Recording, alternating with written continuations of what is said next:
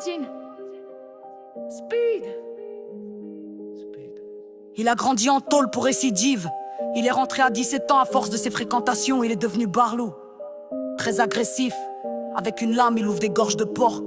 Au s'arrivant, il y a des victimes qui pètent des câbles, deviennent des diables à commettre l'irréparable. Si t'as pas la mentalité, tu finiras par devenir dingue. Le manque de liberté, ça tue. L'humain n'est pas conditionné à pourrir dans une cellule. Il appréhende après la tôle sa voie professionnelle. Il se voit pas derrière un bureau, mais plutôt les faire sauter.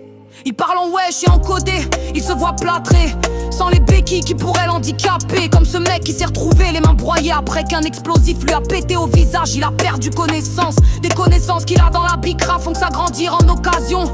Y'a des plavons pas loin d'ici, des petits qui servent la mort sur des plateaux d'acier. Remonte la France en Cayenne avec des kilos gravés, le drapeau de la Tunisie. Fico le four, mine Paris, Lille, Adal, produit Olcafi, Datit, Toxicos, l'effectos de la droga. Los Asenes, schizophrénicos, por eso hay que rentabiliser le dinero de la drogue en cavale. Il se barre au bled, dans la campagne de Ketama. Il fait pousser de la space qui met sous vide comme les Haribo. Les réseaux qui mènent directement au contact de la source. Maintenant c'est les intermédiaires qui montent le prix du gramme de C. Dire qu'en Colombie, El Gramo está à 30 000 pesos. Jusqu'au Mali des coffee shops, les mains sales comme la plupart des associés. On n'est pas dans le bénévolat, on casse les prix pour s'implanter. La devanture de vente et le regard de la panthère rose qui fume son joint. Los ojos oscurecidos por los efectos del producto.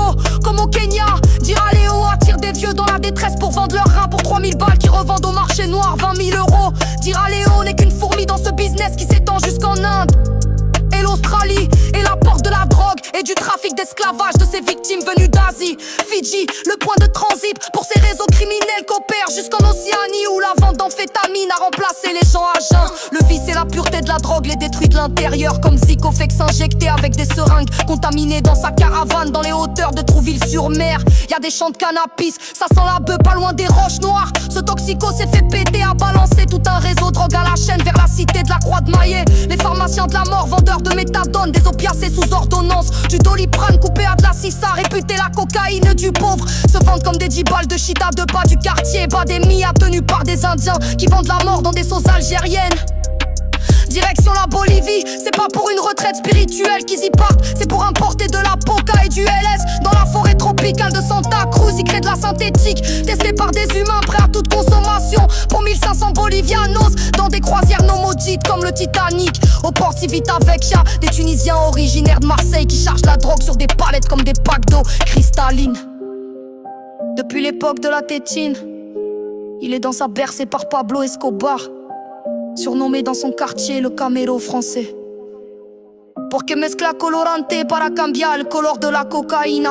Pureté tamponnée comme les produits Donatera qu'on finit dans le zen de célébridades como Kiko Rivera. Assombrer dans la drogue comme Barbara Rey. Les effets de l'ayahuasca l'ont rendu psychotique pendant son trip. Il avait l'impression de mourir comme Mike Tyson. Il est tombé dans des états de transe presque irrécupérables. Lenny Kravitz est mort d'un excès de drogue qui a provoqué son étouffement. Gopi Krishna, le sage de l'Inde, est devenu dingue après un éveil brutal de la Prana Shakti.